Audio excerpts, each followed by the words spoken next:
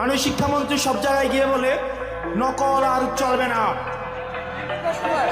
2026-এর শিক্ষার্থীরা আপনাদেরকে দেখিয়ে দিচ্ছে এই স্ট্যান্ডবাজি আর বাংলাদেশে চলবে না।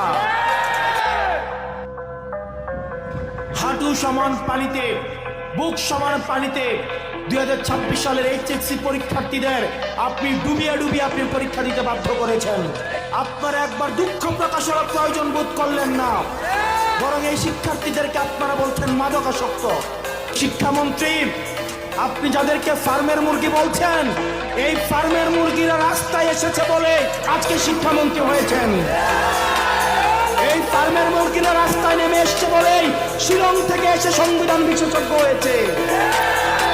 এই ফার্মের মুরগিরা রাস্তায় এসেছে বলেই আজকে লন্ডন থেকে এসে বাংলাদেশের প্রধানমন্ত্রিত্ব করছে।